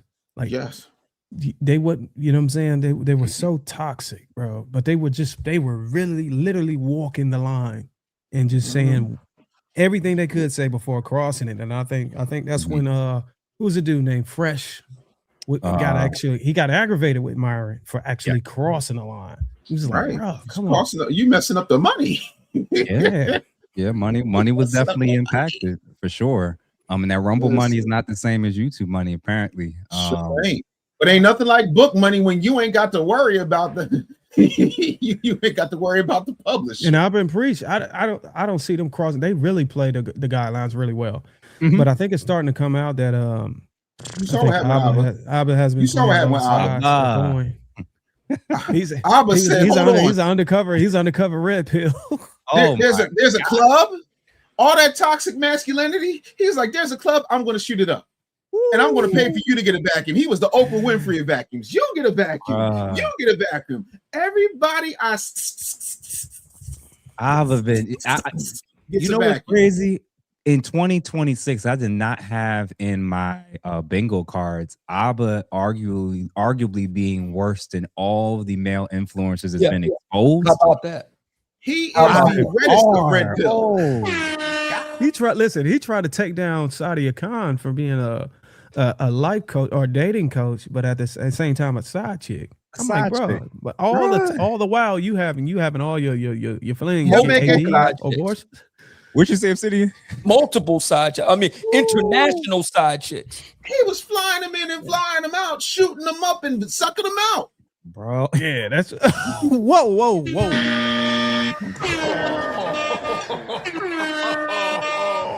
Tell me when I'm telling lies. He flew them in. He flew them out. He shot them up. And when they got with in the family way, he sucked them babies out. Oh, okay. Yeah, that's what he meant. I don't know what you thought he meant. That's you know what he thought I meant, because now he's wearing a white shirt. What are you thinking? It's the most pause-worthy person on this panel. Yes. Pause, yo. Hey, Chuck yo. Darwin is the worst. Go get your black t-shirt, sir. You out of uniform. And Obsidian, like, what I meant to ask you that, man. What did you think about hearing about Abba being exposed by multiple women now? And you know, they were like coming at Fresh and Fit. They were coming at all these, and that was just a one-off with Walt. Yeah. That was a one-off. And okay, fair enough. You can have your commentary on that. That's fine. I'm not here to defend Fresh and Fit, but I mean, my God, I went and looked that up. I mean, you got his actual girlfriend. They were about maybe 6 months. Libby, I think her name is, or Lily, Libby or Lily, something like that.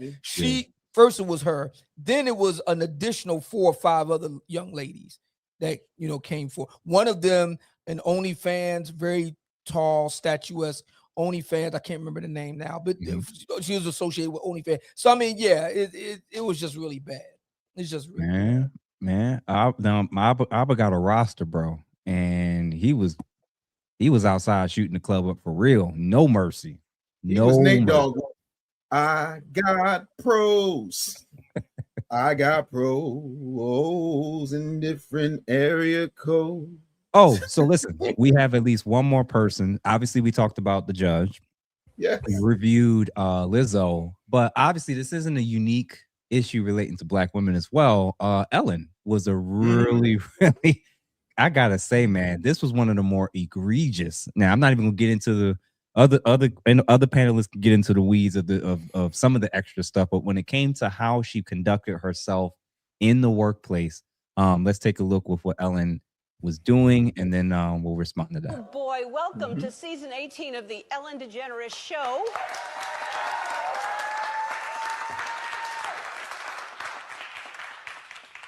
If you're watching because you love me, thank you. If you're watching because you don't love me, welcome. How was everybody's summer? Good? Yeah? Mine was great. Super terrific. I'm so happy to be back in the studio. There are a lot of things I want to talk about. I've been looking forward to addressing it all directly, and unfortunately, talking directly to people has been illegal for 6 months, so I have a virtual audience here instead. Here you all are.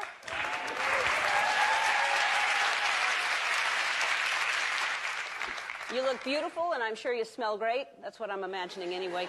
All right, let's get to it. As you may have heard, this summer there were allegations of a toxic work environment at our show. And then there was an investigation. I learned that things happened. I take that very seriously, and I want to say I am so sorry to the people who were affected.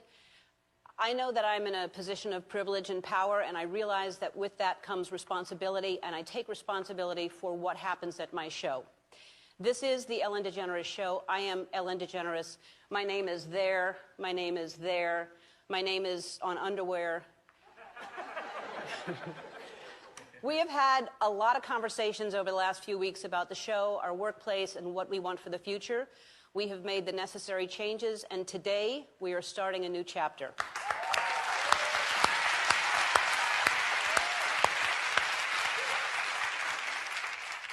There were also articles in the press and on social media that said that I am not who I appear to be on TV, because I became known as the Be Kind lady.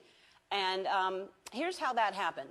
I started saying be kind to one another after a young man named Tyler Clemente took his own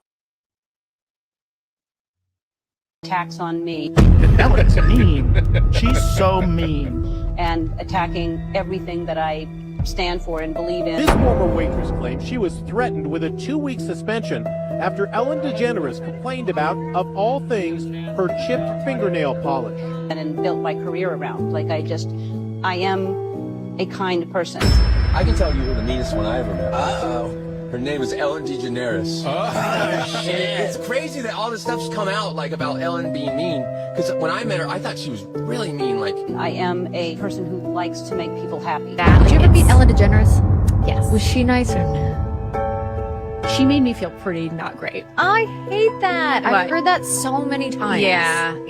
It's not that she was mean per se. She just made me feel stupid. I am a people pleaser, you know. What about Ellen DeGeneres? A little nasty in the book against her. Well, I tell a story about her. That was my experience when I was on her show. What happened to you? I just thought she really kind of ruled that set with an iron fist in a way that was a little like, it took me back a little bit. This is who I am. There must be some truth to it because it's not. 2025, new claims surfaced 5 years after the original workplace scandal that ended the Ellen DeGeneres show. This time, a former cameraman spoke to the Daily Mail and described what he said was a tense and uncomfortable work environment. According to him, Ellen allegedly didn't treat male staffers well. He claimed the show went through multiple male employees and even said there were 9 different stage managers in a single season. "We had a feeling she really didn't like guys," he reportedly said. He also described what staff called the Ellen gaze. He said when she was upset, her eyes would narrow and her cheekbones would tighten. To him, it felt like a queen looking for her next execution. That's how intimidating he claimed she could be.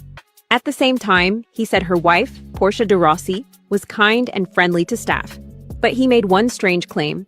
If a male employee was seen chatting too comfortably with Portia, it could reportedly upset Ellen. Staff, he said, hoped they wouldn't get seated near her wife during events just to avoid drawing attention. All right. Thoughts about Ellen and an environment that was fostered to where countless accusations, not just from people who work for her, even guests, even celebrities were noticing the way she conducted herself because she had a show named after her. You know, she had the plug from Oprah. She ran the show. She was the show.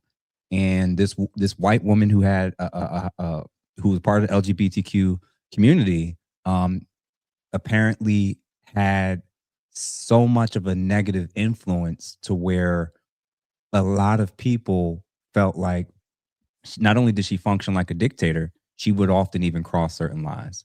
What y'all think? I think it is Pride Month, right? It's Pride Month and it's Men's Mental Health Month, if I recall correctly. Wow. Yeah. They should have made it Pride Month and Men's Genital Health Month. Because Pride Month is intrinsically linked to the rectile health and all that other shit. And if they get, what do they call it? Fudge pack. You got. Oh my God! I'm just saying. They would have done. Listen, if they made it, I think they would have deterred a lot of those men from being in the rainbow community if they would have made it about their lower extremity health or the sexual or the STI health. Oh, Jesus. Obsidian, go ahead, brother. Just go. Okay, so I mean, there's definitely something to be said. I mean, all these people can't be wrong about Ellen. I mean, all of them can't be. Like Dave was saying earlier, you get a whole bunch of people, from all different directions saying more or less the same thing. I mean, come on, where there's smoke, there's fire. And, the thing I'm kind of worried about with this is this kind of blowing back on Oprah, so to speak, because she was kind of like the vector for, Ellen to get on. It really does. You really just have to do your homework, man. When you're platforming people, you have to do your homework. That's the real big takeaway from the whole Cheyenne Bryant thing. Kind of swing back around to that. That's really the big takeaway. You just really have to do your homework. Nothing is iron tight. No, nothing's airtight and ironclad, but you try to do the best you can to try to, do your due diligence on people before you bring them on a platform. It's kind of sad that you have to do that, but that's where we are at this point. The liability is just too strong. Now, I will show this. Crystal, thank you for your comment. She says a woman has the right to be heard but not believed. I think that is the go-to that with these type of conversations going forward. That's the mentality I think that we all, if we haven't adopted it, I think we need to, is that you're right. Obviously, unless it was absolutely somehow proven or if she's paid out money or whatever, I'm just going to use the word allegedly. But yeah, that's a hell of a lot of people where the arguably one of the most privileged people on the planet is a white woman in America, and she's rich, and she's a millionaire, and she was co-signed by Oprah.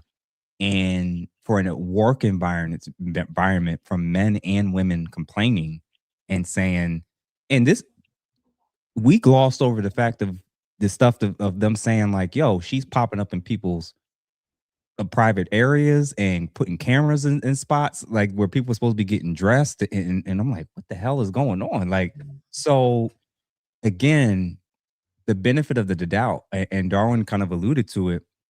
I think as men especially, we have to figure out all the ways we can to reduce the options or likelihood for women that have this capacity to even be in a position to do this to us.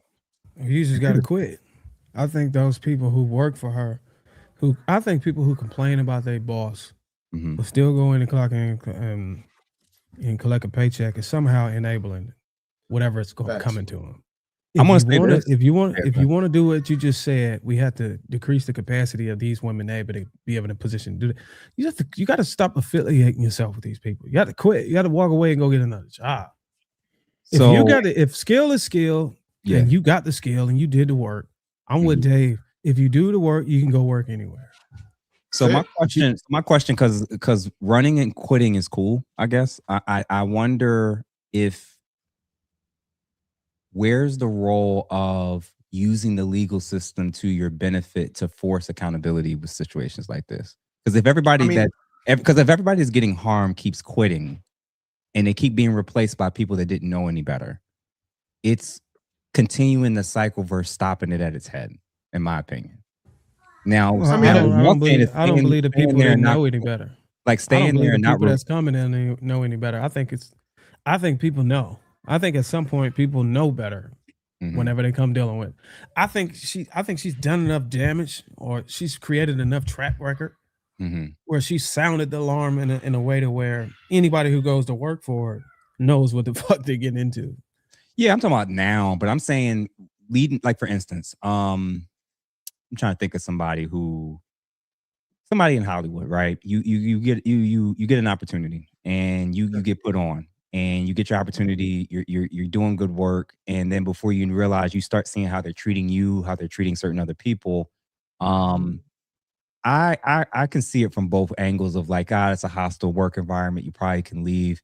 But at the same time, it's like, I also believe in people being allowed to want to be treated at least with respect when they working, and like that's a very reasonable ask, and it doesn't result in you needing to be getting cursed out. This isn't the military.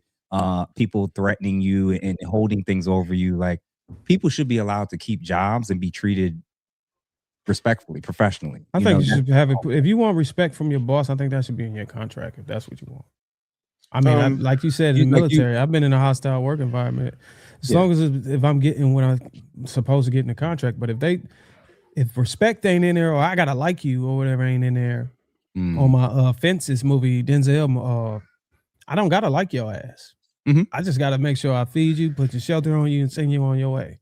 Wasn't that Fences, or am I wrong? That's Fences. Fences, yeah. August So, and then in Durham, with what you said, I'm wondering, what does should you expect professionalism in the workplace now from anyone?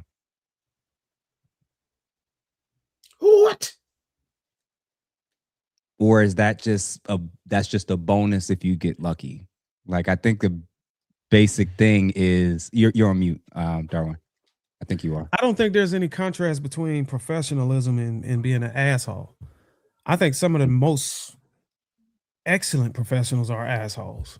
I don't think that you're absolved just because you're a professional. I mean that you can't be human. You mean you can't not like somebody, or you can't not lash out. So if you can point to so based on, how about this? So based on the stories we watched, were any of these people justified in filing the complaint or filing the lawsuit? Yeah, absolutely. I still think two things can be true at once. If you feel like you've been mistreated and there's a proper channel, a proper process to be able to file a complaint and get it rectified, then you should do it. Okay.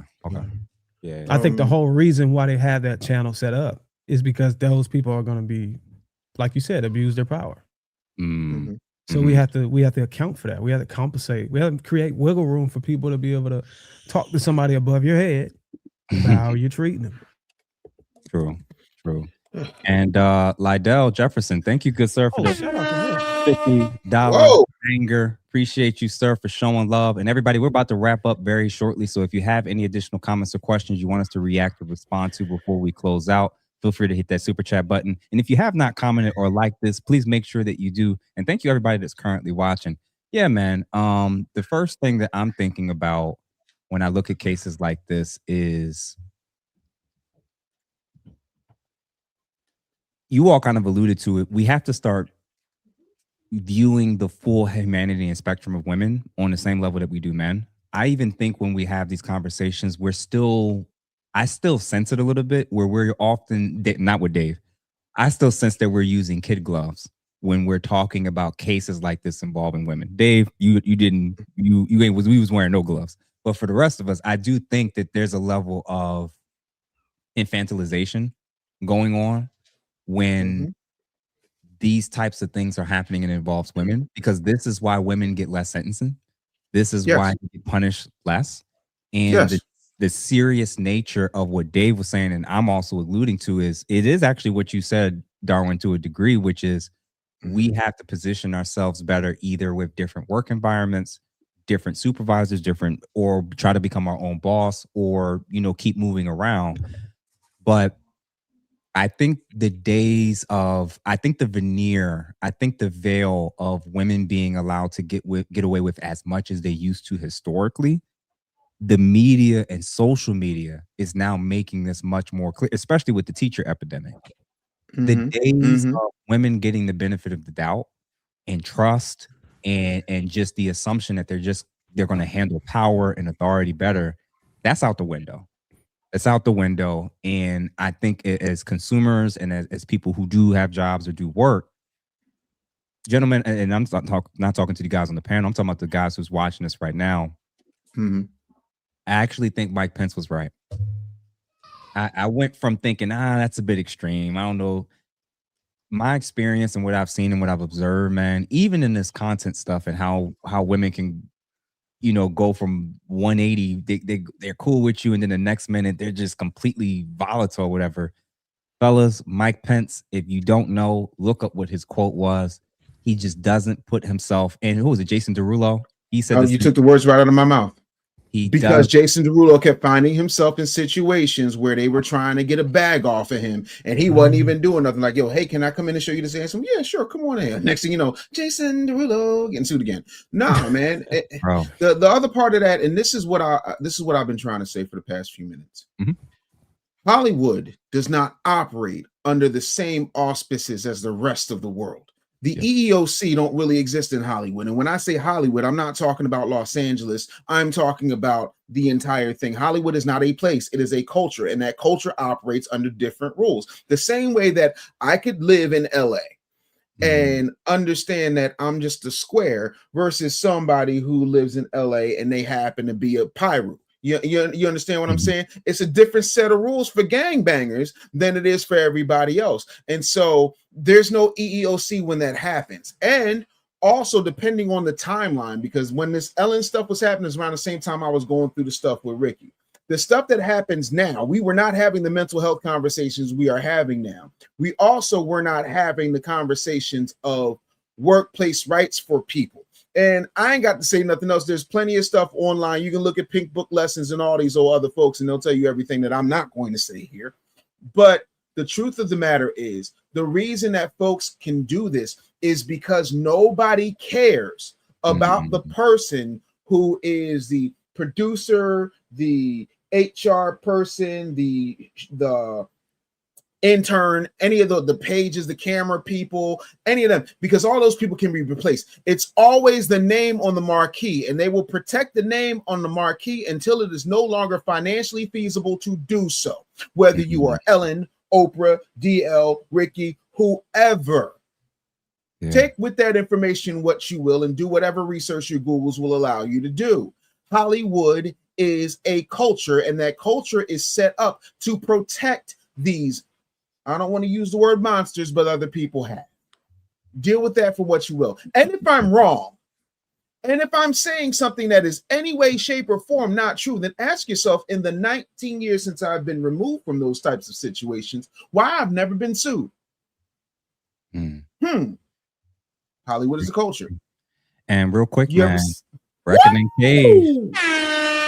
Break bread, gentlemen. You guys are doing a phenomenal job. Appreciate you, brother, for the 99.99. We appreciate you. Appreciate you showing love. You know what, man? We got to figure out something for our high high givers, man. Some Sponsor special of the show, man. Sponsor of the show. some special perks. So we're gonna figure out something pretty soon between now and the summer. Of something we could do when people clear $50 or more super chats. So we got to do something special for y'all. So we're gonna figure that out and make that announcement pretty soon. So yeah, gentlemen, I think this was an interesting. I think we can agree that this was just an interesting thing because there was just so many areas that we were kind of diving into when it comes to female authority, autonomy, power, and authority, and what they're doing with it. And you know, you got the conscious leads of the world and public offenders and all these guys is constantly talking about the need to build up the matriarchy and the need to tear down the patriarchy. We just found 3 random examples of people that's completely unrelated who are accused of or even proven to have overstepped their lines or authority. And as a result, man, we're in a new era. And I think, Darwin, what you said is right.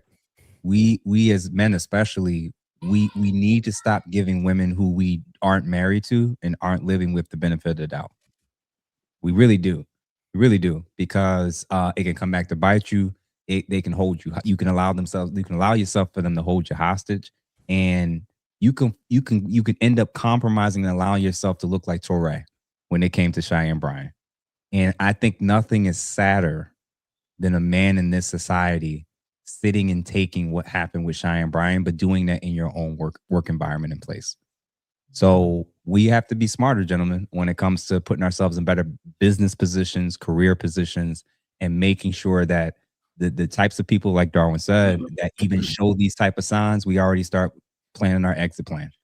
And putting distance between us and them as soon and as quick as possible. And then last but not least, Stefan Moultrie, thank you for the $2. What's your ultimate collective goal for Black men?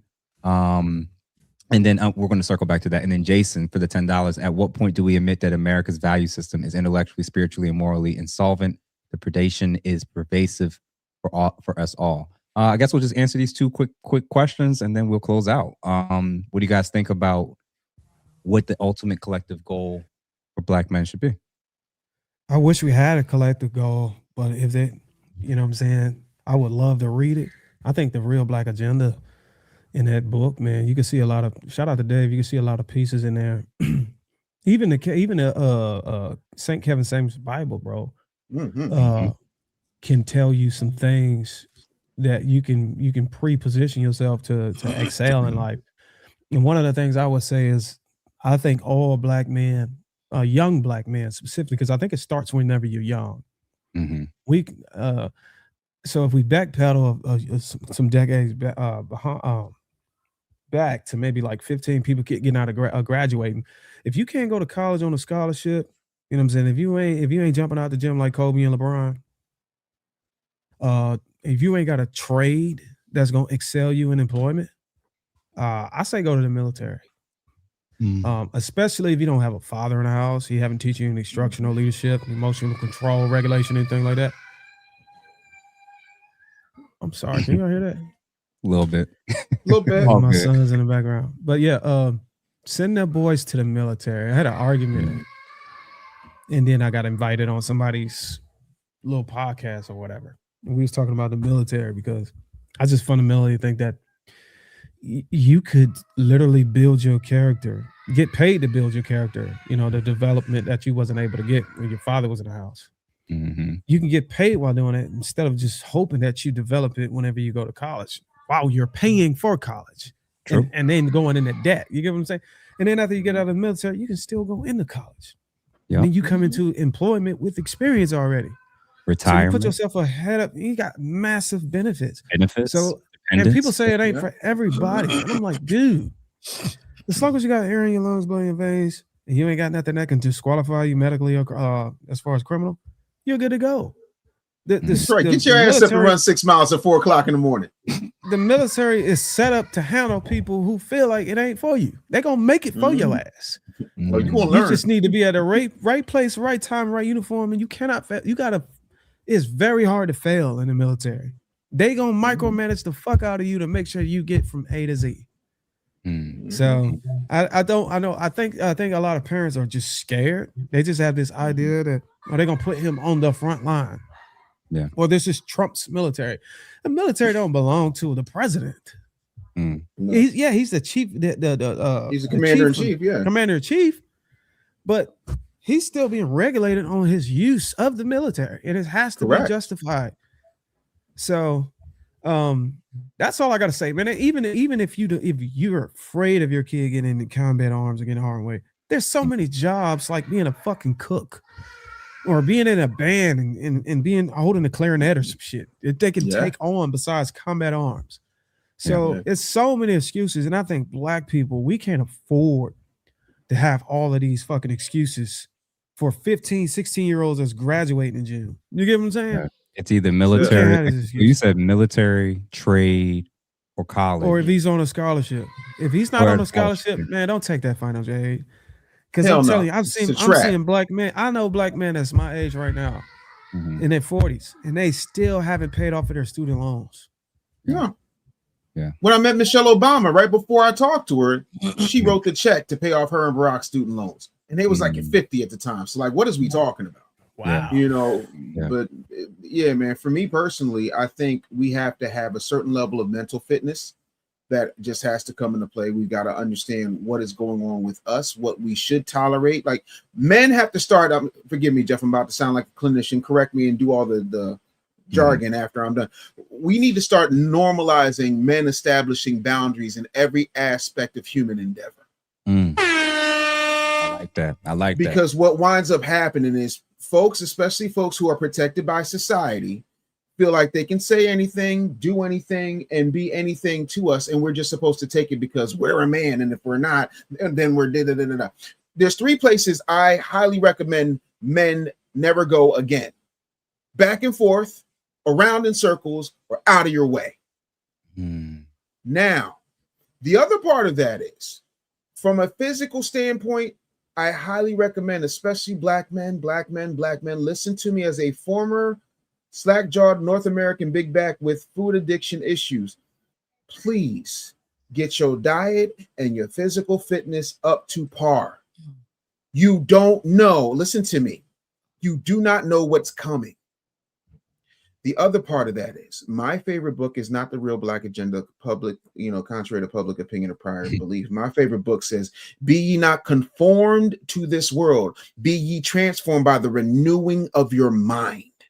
Start thinking about things, reading different things that you don't necessarily agree with, things that you can learn from. Even if you got to start just reading summaries and audiobooks, get the knowledge in you. The most dangerous threat to the dominant society is a black man who is well-read and well-educated. Not well-degreed. We leave that for the ladies, respectfully. Well-educated and well-read. That's it. Physical, mental, boundaries, education. That's my ultimate collective goal for us. Yeah, and Obsidian, did you have anything to say about this? Yeah, I'm glad that that Darwin referred to my book. Still got quite a few copies left. If anybody wants to grab up a copy or two. The Conclave's motto is right on the back: Excellentia in omnibus, excellence in all things. That's what we try to focus on. It's pretty straightforward. So that's what I would say to that. I'm in full agreement with what Darwin said about the military. I think that's a really good option if you're a brother that don't really have much else going on. Go for it. Get your stint in there. Who knows? You might be able to make a career out of it. Do your 20, drop papers, come out, still young enough to do other things. Anything you want. Education, travel the world. Of course, there's always a possibility of going into combat theater. That's true. But I mean, there have been stories of, I mean, the famous story of Chris Kyle, right? The American Sniper, for anybody's seen. Yeah, that was a dope movie. He came back home and died back home in Texas. So I mean, so you know, there are risks. You know, part of being a man is taking risks.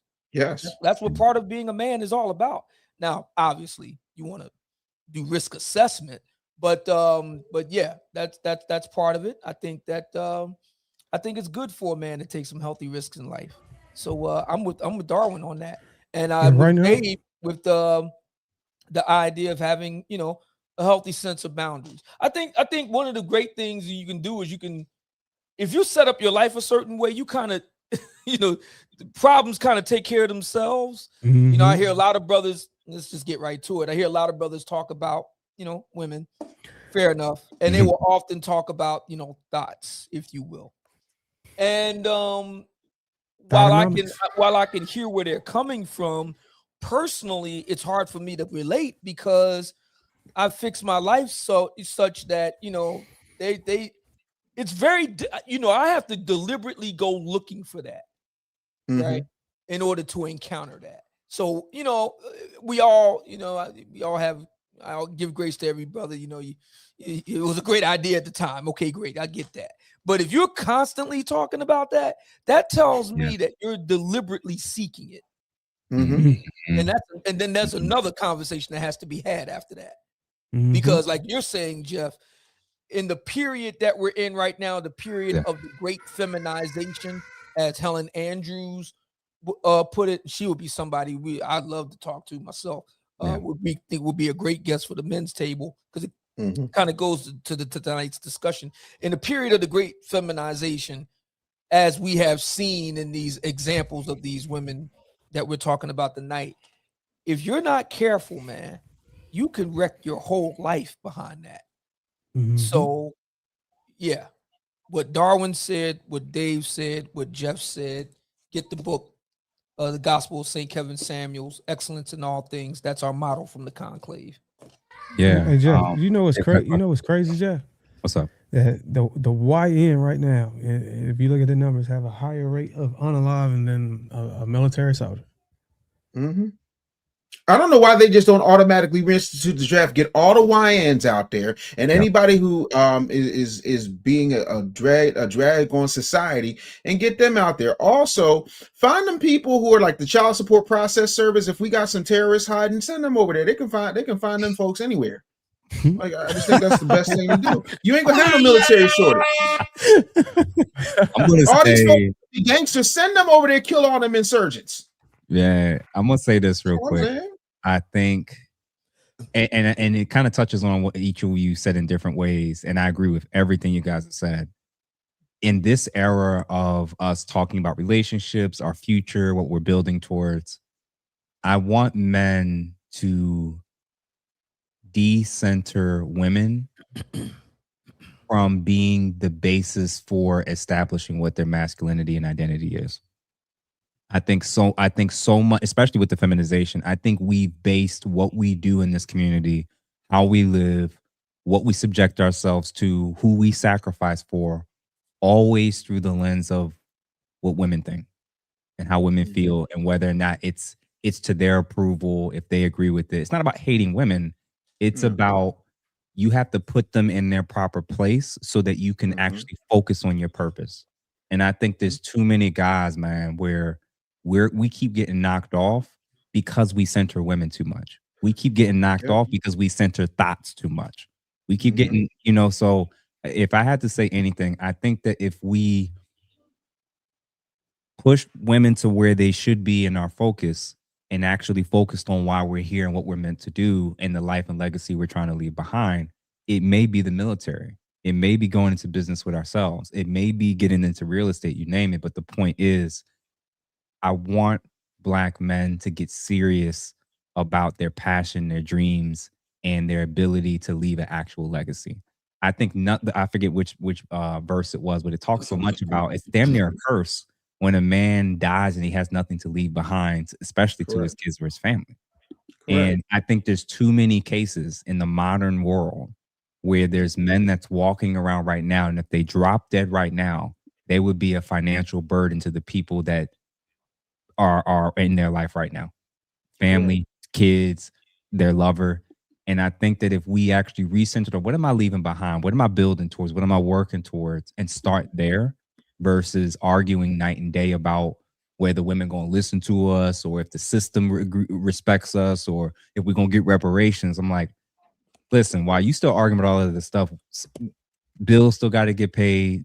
Things still got to happen. Either you're working towards being more free or you're complaining about being a slave to me. So yeah. So I appreciate what you guys said. And then Jason, man, at what point do we admit that America's value system is intellectually, spiritually, and morally insolvent? The predation is pervasive for us all. I'm gonna say I don't know of too many Black people who would disagree with this. I think most of us already. I think the difference is there are those that still trying to change the system. They still think that we can work within the system to transform it somehow. And I'm in the camp of the system is going to be the system. And unless you completely dismantle it, trying to remix it, trying to flip it up, I just don't think the system is designed for those who the system has already decided should be at the bottom rung. So with that in mind, how then do you live? I think it's easier to base what Dave said on. I'm going to base if I live or die, if I succeed or fail on me, than a system or the government or the man or anything else.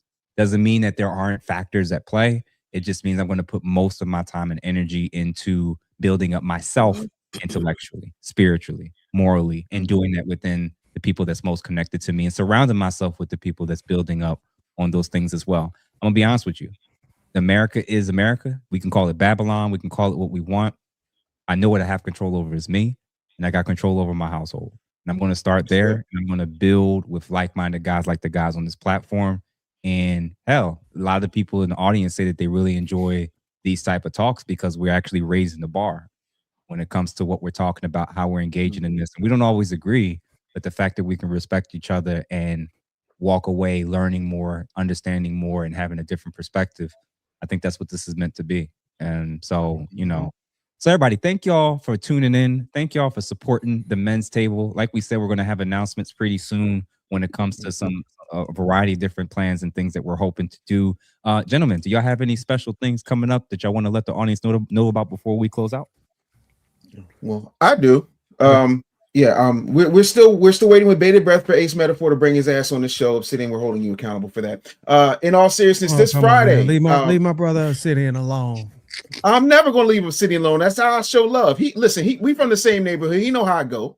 Yeah, unfortunately, he went to Germantown. They turned his school into luxury condos. Anyway, free wealth masterclass is happening 12 p.m. Friday. Right after Dave Anderson Morning News. Make sure you register. It is absolutely free. I'm going to be giving away a lot of knowledge, and folks are going to walk away with an action step battle plan for their business to scale it. So make sure that you guys go ahead and register for that. And then check out Dave Anderson Morning News each and every weekday, Monday through Friday, 10 a.m. till 12 noon Eastern. Subscribe. And of course, The Real Black Agenda is available where fine bookstores are sold everywhere. And if you don't like to read, I got a comic book. And if you don't want to touch a book, you can get the ebook. And if you don't want to touch anything, you can just listen to it on Audible. I got you, but you're going to get this work.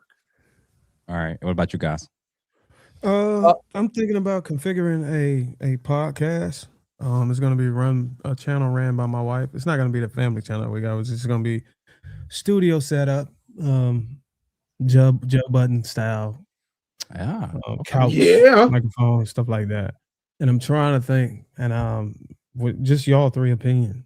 Should we do live stream or because live stream is going to require you to have like I think a device where you click.